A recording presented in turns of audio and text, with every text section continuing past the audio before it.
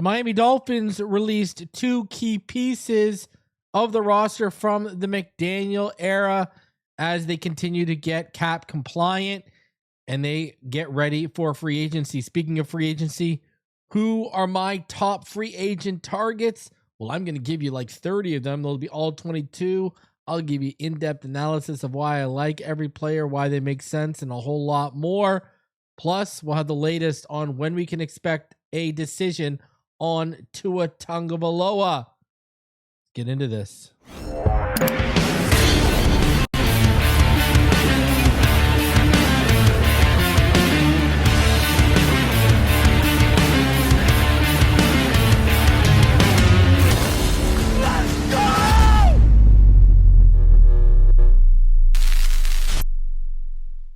What is good, Fin Nation? What's good? It's your boy Reason, and we're back here for another one. Appreciate each and every one of you coming through. As you do, please do me the favor and smash that like button. Only takes a second of your time. And if you're new around these parts, go ahead and subscribe if you like what you hear and see today. Man, that week ended with a bang with the Baltimore Ravens acquiring Maxx Crosby. Wow. Late Friday night. Maxx Crosby, he went from last March signing a 3-year, $106.5 million deal to now he has been traded for a 2026 and 2027 first round pick. Now, apparently, the Cowboys were offering a first and a second, and they were aggressive, but the Raiders getting what they were staying firm on, and that was 2 first-round picks, they got it. And Maxx Crosby is now a Raven, and you look at that defense. You got Matabuki, you got Maxx Crosby now, you got Roquan Smith. Man, you got Malachi Starks, Nate Wiggins, Kyle Hamilton. That defense is good. And what's also interesting too is, man, Crosby joins a short list of players who have got at least 2 first-round picks in return in a trade. Crosby's added to that list. Sauce Gardner, Micah Parsons, Russell Wilson, Matthew Stafford, Laremy Tunsil, Jamal Adams, Khalil Mack, Jalen Ramsey, Jay Cutler, Ricky Williams, Keyshawn Johnson, Jeff George, Eric Dickerson, and Herschel Walker. Wow, the Ravens, they went all in, man. They went all in. And that kind of shakes the draft up a little bit because now the Raiders, remember the Jets were at 2-16, right? Now the Raiders are at 1-14. You got to wonder what the Raiders are going to do there. Obviously, they're good at tight end. So they're not going to take a Kenyon Sadiq. Could they take Keldrick Falk if he's there? Could they go off and just take an edge and try to replace Maxx Crosby? What if Jordan Tyson is there? He's been medically cleared. They need some weapons and they want to help. I know there's been whispers of Omar Cooper Jr. from Indiana, the wide receiver, going in the first round, but that might be too high. Now it's very interesting because the Jets, apparently Ty Simpson's in play at 16, but might not even happen. Now there's 5 teams that have 2 first-round picks this year. Raiders have 1-14, Jets have 2-16, Browns have 6-24, Chiefs have 9-29, and Cowboys have 12-20. So that draft, man, that draft is shaken up even further. And in case you didn't hear, Cam Wolf, he was actually on the Insiders. And what he basically said was that there's no final Tua move yet, obviously. And actually, the Dolphins are not expected to actually make that move on Tua until next week. They're probably going to stand pat. They are expected to stay put this weekend, and they'll resume talks surrounding Tua Tagovailoa's future next week, according to Cam Wolf. So there's a quick little update. We were all expecting imminent. Now it looks like it's going to come when the new league year starts. We're going to get an answer on Tua Tagovailoa, and he'll be out of here. So it'll be interesting to see where they go from there, obviously.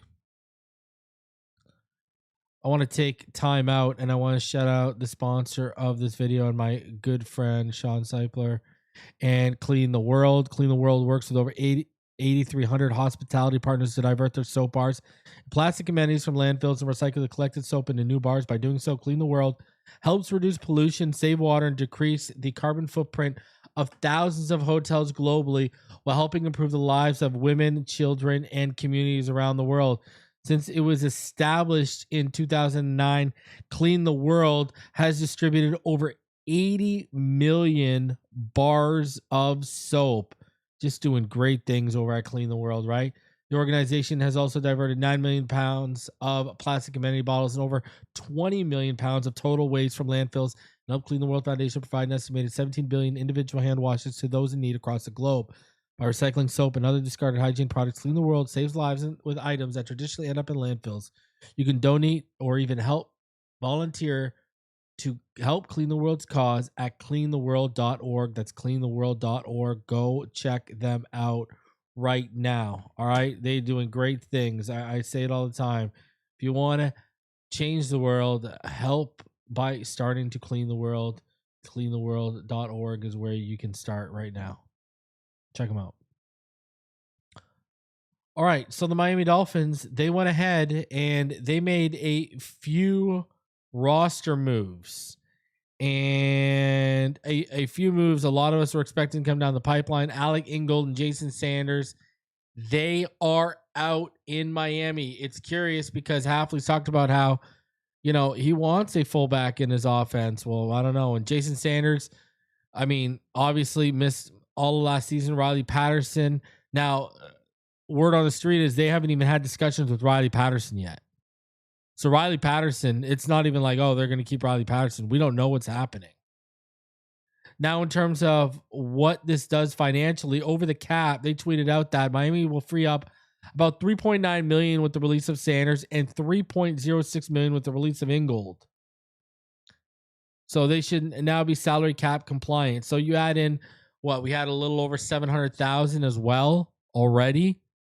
So now we're about 7 million. We're 7 million under the cap right now. A little over 7 million under the cap with those moves. Man, I'm gonna say this. I thought Ingold was gonna be 2022, and you saw his usage, and then he had a few key drops, and he was just never used the same. I thought Alec Ingold was a great person, did a lot of good stuff for the community in Miami, but in terms of what he was here, when we got him from Oakland, I thought he was going to be so much more. So much more. I'm not going to lie to you. I thought we were going to get so much more out of that. Jason Sanders, instrumental in some big kicks in 2023 to help us get to the playoffs. Very hot and cold relationship with him as well. Some days he was the colonel. Other days he was, absolutely fried like chicken, So it is what it is. I'd take the 7 million too. I ain't gonna lie. I'm not gonna lie to any one of you. So free agency, it is right around the corner. The tampering window opens up on March 9th. And maybe some more moves could happen until then. But listen, who are the top free agents, right? Who could we start seeing them sign when the window opens? The tampering window opens March 9th on Monday at noon. I don't think they're going to spend a lot of money. We got to find some more money here too, but I've got some names that I wanted to go over, and I'm going to go over them with you guys. Some quarterbacks. We got a lot of holes. So I tried to do at least 3 at every major hole on this roster, and we'll see what we got here. All right. So let's get into this. Here are my top 30. From 30 to 11, I'm going to break it down. And then from 10 to 1, we're going to have film attached to those guys. I'm going to break it down as well. All right. We're going to go over my analysis of them, what the projections are, salary wise, et cetera, et cetera. So let's start this off. And let's start off at 30 with Trey Lance. As you'll see from this list as we go on here, I'm not looking for a big upgrade unless it's their top tier target. Yet I'm still sticking with young upside developmental options, and Trey Lance is a decent option because Ewers, Cam Miller, and Lance all have upside, but unless one hits, they pose no real threat to the pursuit of the 2027 QB class.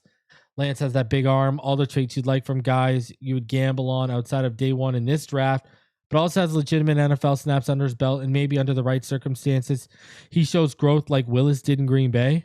He would cost only around $1.4 million a year based off of Spot Track's projection. 29, Allen Lazard. Dolphins need size added to their wide receiver room, but due to cap restraints, it would need to be cost-effective options, which will be the theme of options on this target list. Starting with Allen Lazard, who has Packer ties from his past, as we all know, though he's been an Aaron Rodgers merchant most of his recent years. 30 years old. He's still a fairly good athlete who can run routes well, understands how to attack defenses, finds spots and coverage. Plus, he offers inside, outside flexibility. Still suffers from focus drops, though, and isn't overly physical at the catch point. He was cut by the Jets after signing a 4-year, $44 million deal in 2023.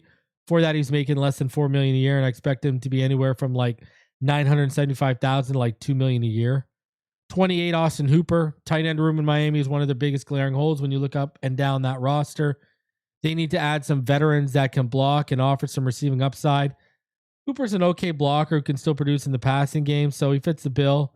Not to a T, but as a start, you can rely on him to bring in the majority of targets thrown his way. He hasn't had a drop in the past 4 seasons, only has 2 over the last 4 seasons, with 1 in 2022 and 1 in 2023.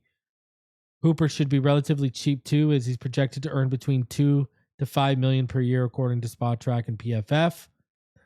27, Andre Cisco. Dolphins need safety help badly, especially if they plan on trading or releasing Minka, as the room is extremely thin, and Cisco could be the steal on a 1-year deal coming off of an injury. He was number 11 on my list last year, and Cisco's from the same draft class as Javon Holland, except he was taken in the 3rd round at pick 65 instead of round 2 at pick 36 like Holland was. Cisco had more interceptions, 7, and pass breakups, 6, than TDs allowed in coverage, only 4, from 2022 to 2023. And I think Hafley could get a lot out of a fully healthy Andre Cisco, who's projected to only cost between like $2 to $3.5 million a year in free agency, which is less than half of what the Jets paid for him last offseason. So let's go. Justin Scully. The Dolphins have 0 depth at tackle and guard right now. Scully provides a perfect cheap solution that adds he can be a great swing tackle option that's capable of playing either left or right tackle. But let me stress, this is a depth piece, not a starter. Scully has shown he is capable of stepping in and filling a void for a few games, but his anchor isn't the stoutest, so he tends to struggle with power. But bendy rushers give him even more of a fit in pass pro, and he's an inconsistent run blocker. And again, he's projected to make only $2.5 to $5 million a year, and I think actually could be one of the better swing options on the market. 25, Roy Lopez. Dolphins have some defensive tackles on the roster, but besides Phillips, they lack guys that have true flexibility to play nose, and Roy Lopez is a great option, though he's low on this list, not because of talent, but because of his cost. Very impactful against the run, offers some pass rush potential, can swallow up blockers and doubles, and he frees up lanes, no problem. So isn't even 30 yet and can flex across the line, but he's projected to be about $6 to $7.5 million a year on the open market, and that's probably going to price him out of Miami's range. But if his market isn't that robust, I'd love for them to make an offer, And number 24 here, Joe Tyron. In Hafley's defense, the front 7 and safety group is going to be key to its success and allows them to be, it allows them to not be as expensive with the cornerback group. Problem is the pass rush of Miami is the thinnest it's been in years. You look at Tyron, he's a former 1st-round pick of the Tampa Bay Bucks. That's a plus athlete, and has flashed the pass rush potential that got him drafted so high out of Washington. But he's actually, I remember nailing this pick in the mock draft when I did the mock draft the year he came out going to the Bucks. He hasn't taken the proper developmental steps forward as a run stopper and he needs to clean up the missed tackles, he's a depth piece, not someone to rely on to eat a ton of starting snaps. Expect him to be cheap, like 2 to 3 million a year. Thayer Munford Jr., another swing tackle option for the Dolphins at an affordable price, who's also relatively young. He's just 26. He's better than average run blocker, struggles to sustain blocks consistently in pass pro. He's overly impressive in space and can be a pressure machine. So I view him as a swing tackle, not much more, but he may be an intriguing option to kick back into guard where he played in college. Should be quite cheap too. Projected to make only like 1 to 2 million on the open market, right? So I think as a swing tackle with some upside from good coaching at that cost, it makes him a good target. 22 Marquez Valdez-Scantling. Another wide receiver that should be a cheap option, provides that much needed size to the Dolphins room. Has Packer ties, John Eric Sullivan, 6'4", 206. He's going on 31 years old. I look at him to fill somewhere in the wide receiver 3 to 5 role in Miami. Still a good blocker, still puts up respectable numbers from a yardage touchdown standpoint when he's targeted. Still flashes upside athleticism while, like Lazard, he too can flex out wide or into the slot. Not going, he's not going to demand much more, probably not more than 1.5 to 2 million on a 1-year deal. Eric Stokes, yet another free agent target that has Packer ties to John Eric Sullivan, as Stokes was drafted in the first round of the 2021 draft by Green Bay Packers and has, become a quality corner in the league. Took a bet on himself with a 1-year deal last offseason with the Raiders. I think he's one of the more underrated players in free agency that Miami should target. Primarily a boundary corner, has great leg to his frame.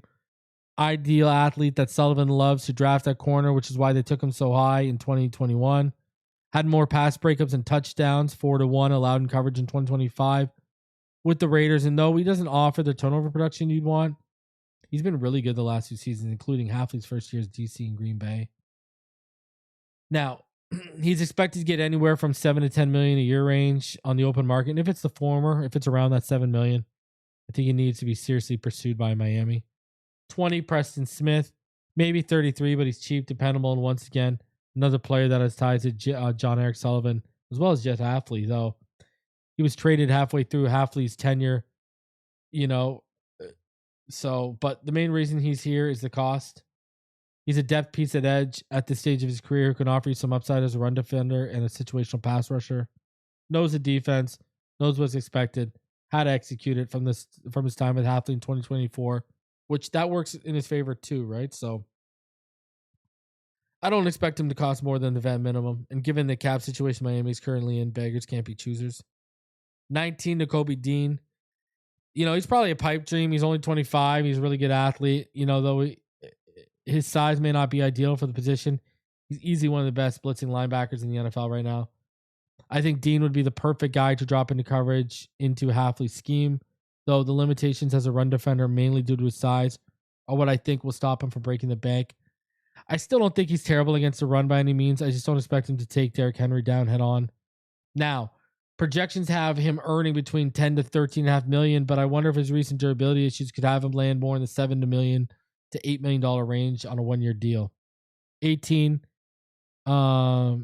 Chris Tonga. Tonga has gone from a 7th round pick to one of the more underrated nose tackles in the league, in my opinion, who honestly, I think he played really, really well. I really think he played really well. So, anyways, he played really well under Vrabel. He really did. He really did. And with the Patriots, he's a really good run defender. He's a really, really good run defender. Let's be honest here. And, he's more than a handful for blockers to take on. Plus, he can penetrate and collapse interior as a pass rusher, which I don't think, it's not a coincidence that the highest snap count of his career, 415 last year, also led to the highest single season pressure total of his career at 17. So, I love Tonga a lot, but the projections range from only 2.25 million to like 3.5 million, all the way up to around 7 million. If he's in that 2.25 to 3.5 million, go for it. Go for it. Go for it. So 17 Pryor, Matt Pryor, another aging veteran who could, fill a much needed void on the Dolphins. That's higher on this list than he should be because he's cost effective and Miami's in cap hell right now. He's 31, but he offers you flexibility. He can play every position across the offensive line other than center, which could go a long way for offense with no guard or tackle depth. This swing depth piece at this stage of his career, but he was also with the 49ers in 2023, so he's schematically familiar with what will be run by Slowick in Miami. He's projected to only make like $1.5 million a year. 16, Dulcich. Bring him back between Waller, Julian Hill, and Dulcich. Dulcich is the only one of the tight ends I would be bringing back to Miami, and I think he fits the archetype of what the Packers regime liked with John Eric Sullivan and there and what he came from and what they all love in tight ends. So he's a good athlete. He's an effective blocker who can line up in line or out of the slot as a receiving threat because he's tough to bring down after the catch and always looking to fight for every extra yard.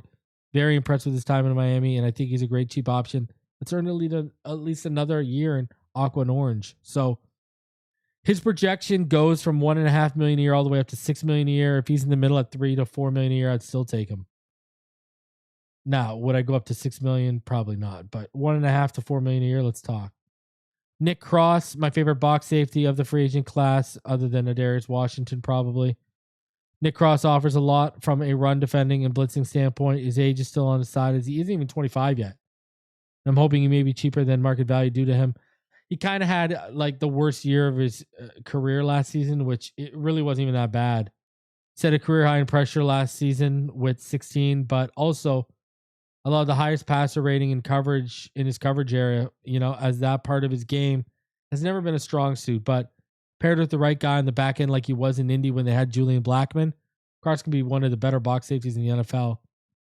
Projections of what he make in the open market vary from $6 and $7 million all the way up to $11.5 million. If he's in that $6 million range, considering how big of a role safeties play in the front seven of Halfley's defense, I think he should be at least checked in on. I really do. 14, Kingsley Enagbare. Another player with ties to Sullivan and Halfley from being drafted by the Packers in the 5th round of the 2022 NFL draft. That makes sense given scheme, familiarity, and his potential asking price as well as need. He's an okay athlete that boasts 34 and 3/4 inch arms, 83 and 5/8 inch wingspan, and hands it over 10.5 inches, which is great length for his 6'3", 260 pound frame. Plus, he's stout against the run. Though he hasn't yet reached his potential as a pass rusher. So not only will his price tag be a big question, but so will, if he can be more than a rotational piece and take on a full-time starter workload. His cost is projected to be as low as $5 to $6.5 million, all the way up to $11 million a year. If it's around 5 to 6.5, let's play ball. If it's anywhere near 11, let's not even have the discussion. 13, Kendrick Bourne. Last receiver on my free agent target list. Kendrick Bourne would provide the size the wide receiver room needs, 6'1", 205, maybe 31, but still shows some playmaking upside when the ball gets in his hands. He finds some space. He's coming off a season where he posted the most receiving yards of his career in a season since 2021. So still shows that smoothness and savviness in his route running. And even though he can suffer from the dropsies, I still think he'd be a good, experienced, low-cost depth option in addition to Miami's wide receiver room. Only projected to make about $2.5 to $3.5 million a year. DJ Reader at 12. He's a player I've liked since he was in Houston. Played the best ball of his career there in Houston. And though he's 31, can still be more than capable enough at nose tackle for a defensive front to rely on. Pass rush ability isn't what it once was, but it's still above average. And he can still be a very effective run defender, as well as he can flex from 0 tech to 3-eye if you need. He's projected to make only about $3.5 to $4.5 million a year. I love him as a great vet rotational piece to pair with Jordan Phillips. And 11, Sam Howell. And sticking with young, inexpensive, and having some upside next to Malik Willis at the right place, Sam Howell is someone I'd target if I was the Miami Dolphins, as he has real starting experience, has growth. He kind of had his growth stunted by a regime change in Washington, but since then, he spent time backing up Geno Smith in Seattle, spent an offseason with Kevin O'Connell in Minnesota before being traded to Philadelphia to back up Hurts. I thought he looked really good in the 2024 Seahawks preseason tape. He has an arm that's live enough to allow him to make off-platform throws or throw strictly off his back foot if he needs to with that live arm. Has flashed, high-level accuracy, can use his legs, beat some teams above 500 when he was in Washington. So, and he adds intriguing competition, may the man who flashes the most potential in camp between him and Ewers win. Best part of this is Howell's cost is only projected to be like $1 to $2 million. And he's only 25 with legit NFL starts under his belt. And he's got some developmental left in his game. So low risk, potentially high reward option. So let's get into my top 10. So let's start off with Roger McCreary. He'd be a versatile cornerback for the Dolphins if they pursued him, as he can play in the slot or on the boundary. Like the Rams entrusted him to do after he returned from injury last season, but he's lower on this list because his cost may be too high. Rams were a zone-heavy defense, so were the Packers under Halfley, and he could be a long-term play as he turned just 26 years old. So I like that. Listen, he may not be a turnover machine, but he's still capable of disrupting receivers at the catch point, and forcing incompletions. So, projections on the low end are like $3 to $6 million a year for McCreary, while some projectors market could be as high as $10 to $12 million. At $3 to $6 million a year, I'd have some serious discussions. Anything higher, and the Dolphins would be out due to financial restraints. That's just where we're at. But, he can play in the slot. And then you look at how the Rams used him. The Rams used him a lot on the boundary, as you're seeing in these all 22 clips here. And he was very good and he was very reliable for him. So I like him, especially Kader Kohu's not around now. He's a free agent. He's healthy, but they don't have him under contract. Graham Glasgow. I look at Glasgow as like a high-end backup to however the guard position shakes out.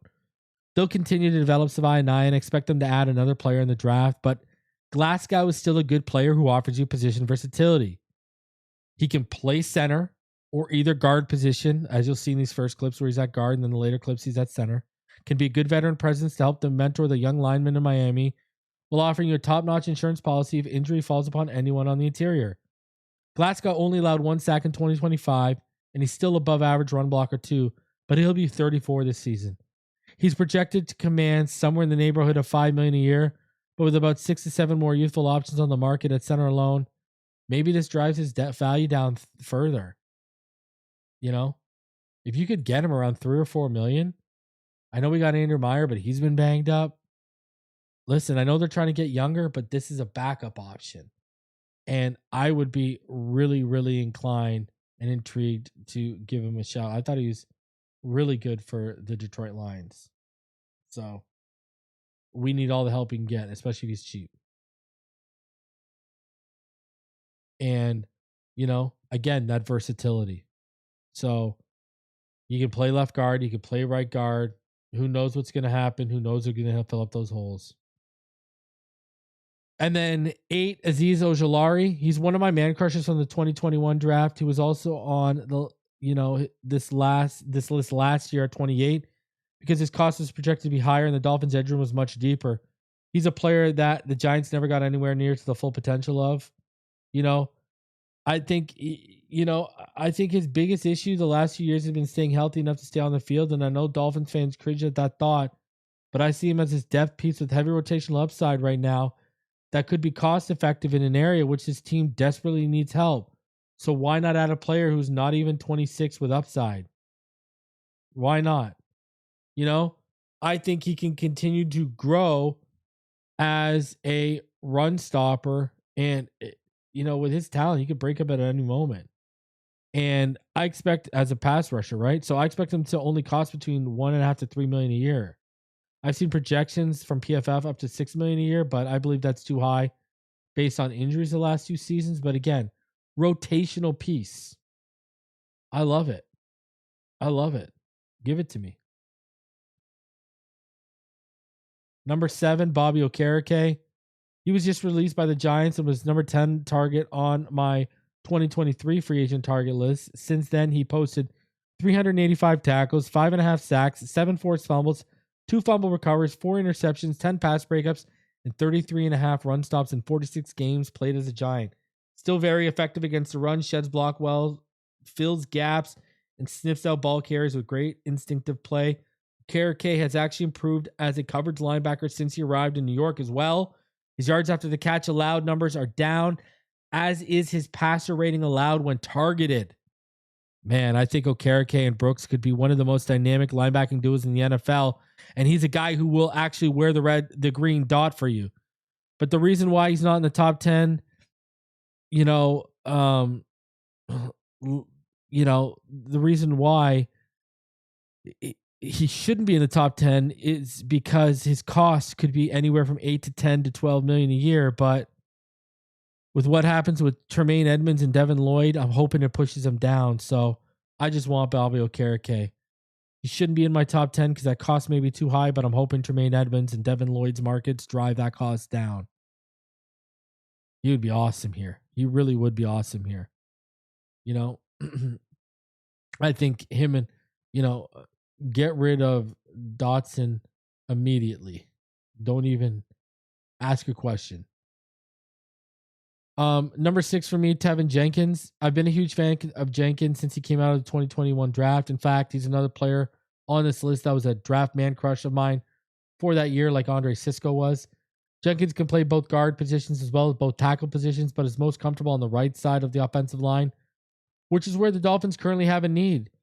He still has his usual flashes of dominance as a run blocker and is also a really good pass protector. Only has 11 sacks allowed across 1,499 career pass blocking snaps. Jenkins' issue is and has always been his durability concerns. He's projected to make about $2 to $3 million on the open market, and at worst offers a high-end depth option that can play across the whole line, but at best could be a legitimate starter for you, health permitting. If you want to keep Savai Nye at left guard, and you don't know if you're going to hit on the guards in the right spot in the second and third round, this is a guy who can step in and play right guard for you. So again, a guy who he's only $2 to $3 million. He's cheap and he offers you versatility across the offensive line. Number 5 might surprise a lot of people. Charlie Kolar. The Miami Dolphins, I heard, were interested in Kolar at the trade deadline, but even with a new regime, I think he should still be targeted by Miami, given the position they are in with their tight end room and the cap. First things first, Kolar may be the best run blocking tight end on the open market. What's most intriguing about him is the upside he flashed as receiver. The last two seasons on only 26 targets, where he posted 19 receptions for 273 yards, 3 touchdowns, and 13 first downs. He's a really good athlete who runs a 4.62, has a 35.5-inch vertical and a 10-foot broad jump at 6'6", 252 pounds. Like I said, the upside is very intriguing. Very intriguing. And y'all Dolphin fans will remember he torched us for that touchdown. And then this big play, he ripped right off the seam against us. But Isaiah Likely is the only former Ravens tight end that's about to cash in with a projected salary on the open market. That ranges from 1.5 a year up to $7 million a year. I think you can land Kolar in the $3 to $5 million a year range, and you do that all day. I think the upside of Kolar is huge. I really do. And again, he's a really, really good blocker. Really good blocker. But he's got that upside as a receiver too. Never been featured. Get him for cheap, feature him, and you never know. You might blow it up. Number 4, Rasul Douglas. I wish I could say this was the last player on this list with ties to the Green Bay Packers, but I'd be lying. Though it's more important is how impressive Rasul Douglas looked last season with the Dolphins, and I'd be very open to him returning with his new regime. He's a perfect fit for the zone scheme Hafley will install. In 2025, he posted his lowest passer rating when targeted, about 72.6 since 2021. Most importantly, was looking like the playmaker when the ball was in the coverage area, like he had looked like before his 1-year stint in Buffalo in 2024. Douglas was consistently looking and tracking the quarterback's eyes, locking down his side, not getting burned after the catch as he allowed his lowest yak number since 2021. and allowed the lowest yards per reception of his entire career during a single season as a Dolphin in 2025. He's projected to only get 4 to 6.5 million a year on the open market, which is a bargain to me after what we saw last year, where he proved he may be going on 31 this season, but he's capable of still handling the workload of a legitimate NFL starter. So I'm all in on bringing Rasul Douglas back, especially if you get him at like 4 million, 5 million. That's a deal. Number 3, Leo Chanel, another former draft man crush of mine, this time from 2022. As you can see by his rankings, Chanel would be one of my top targets this cycle because he fits everything I'm looking for. Young, tons of upside, cost effective. Big positive for Chanel is how versatile he is. He could play as an off-ball linebacker, rush from the weak side, and I think he's above average in coverage, far from a liability in coverage. A big positive for Chanel is how versatile he is as he can play all those positions. So I love it. I love it. That's a huge positive for him. Now, a huge question for Chanel would be, can he be more than a rotational piece and take on more of a starter's role? But, he's only 25 years old. He's a high-level athlete with 4.5 speed that flashes when you see him move sideline to sideline. He's a solid, reliable tackle, and, he won't break the bank. Chanel is projected to make between 2.5 to 6 million a year, So let's go. I'd be quick to replace Tyrell Dotson with him. It wouldn't even be a discussion. Bye-bye, Tyrell. Good night. Give me Leo Chanel. Number 2, Adarius Washington. For those who have been following me for quite some time, you'll remember Adarius Washington and Javon Holland were 2 of my draft man crushes at safety from the 2021 class. Washington, to me, provides a low-risk, high-reward type of scenario. He's coming off an Achilles injury that allowed him to play the final 4 games of the season for the Ravens. But that 2024 tape, man, he was really starting to come into his own, playing bigger than his 5'8" stature against the run and turning the ball over in coverage. His size is definitely, his biggest issue, but go back through his tape from the pros back to TCU. That man leaves it all on the field on every down and plays with more heart than a lot of guys over 6'5". He's projected to net between 1.5 to 4 million on the open market, and this isn't a Greer special. He's healthy. He's been playing football since December, and he isn't a guy seeking a deal fresh off an injury with no snaps under his belt. Again, he played at the end of the season. He played, I believe, the last 4 games. So he's good to go. You take a chance on a player like this. He could be a different maker in your secondary for a very cheap price. We're getting into the top 3 here, and they're cheap, except this guy. Obviously, Willis is at the top of this list because it's no secret he's the apple of Halfley's eye to run this offense as his potential quarterback of now and the future. It's rare that a quarterback with Willis's tool set and intrigue in regards to his remaining upside hits the open market, but he's about to, and no quarterback-needy team knows what he's capable of better than Dolphins thanks to Halfley and Sullivan's time with him in Green Bay. Willis has a very live arm, can keep defensive coordinators awake at night due to his ability to create with his legs and create out of structure. He flashes some high-level throws with good touch and placement on film, as well as he flashes being able to go beyond his second read, albeit on a limited number of snaps. Willis still suffers from accuracy issues that stem from lower half. With his footwork, he can leave explosive plays on the field because he's quick to bail instead of keeping upright in the pocket with his eyes downfield, and he's still not consistent enough processor you need him to be due to a lack of reps, but the traits are undeniable with his arm and athleticism. The biggest issue is his cost, as the floor for Willis's yearly salary could be around $20 million and could get around to $30 million or even more if a bidding war happens, which the Dolphins would not be able to be in on. But there is no denying the intrigue of a guy like Malik Willis. He's number 1 on this list because he would be my top free agent. I've said this. Yeah, okay, if you sign him, you better start putting the pieces around him, and it better be a retooling, not a rebuild, because the clock will start ticking because you've now found your quarterback of the future. That's no longer a question. But man, the upside is crazy with him. There's no doubt about it. Now, could you take a freak of an athlete in Taylor Green, who's 3 years younger, 23 instead of 26, sure.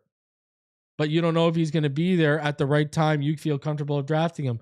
Malik Willis is going to be on the open market. If they believe in him, hey, I've said they've got 3 years to prove to me that their vision is worth investing in and believing in and getting us to the playoffs and winning a game. If this is the quarterback you believe can do that with, I'll support it until I am proved otherwise by his play and the record of the team. Ladies and gentlemen, smash that like button. If you're new, go ahead and subscribe. Appreciate each and every one of you coming through on this episode. Free agency, the tampering window opens up on Monday. It's going to be a busy week, so keep it locked in on Phinside The NFL. You know we got you covered. Fins up. I'll catch each and every one of you on the next one. Take it easy, everybody.